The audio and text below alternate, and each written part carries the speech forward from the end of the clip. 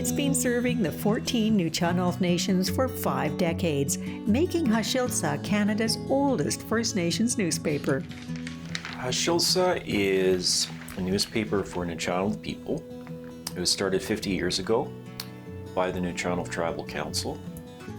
And one of the driving forces behind the creation of Ha-Shilth-Sa was the late George Watts, father of Tayshat elected chief Ken Watts.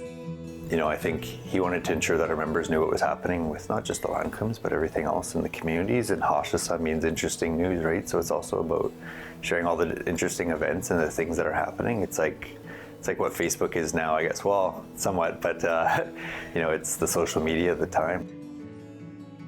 It's a communication, a way for our people to communicate across not only the places that they live in their communities on the island, but we have people that live as far away as Saudi Arabia and in the US and England, and it keeps them in touch with what's happening with their people at home.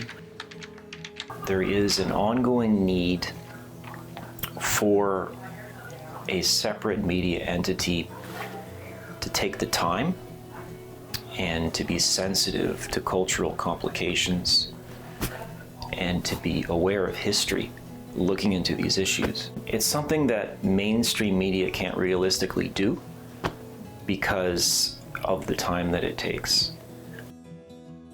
I think what's great is that we get to tell our stories, right? And in a good way, and that reflects who we are as a people. But also getting information and stories that they care about too, right? Like that you always see if you go through their page right now, is like they're all stories that our people are curious about, right? It's funny, I know people who subscribe,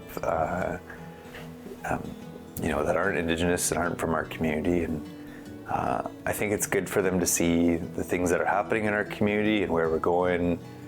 But it's all about education too, right? And I think that's what we talk about in terms of residential schools, is about educating future generations so they have a better understanding of who we are and where we come from and the trials and tribulations we have as well. And right, when it's like you said, when it's us telling that story and that narrative, is we have the control of it. So it's not some other media outlet who isn't connected to us telling whatever it is they want to tell. It's us saying, well, you know what, the opioid crisis, this is from our lens, and we're telling the story of what's actually happening in our communities.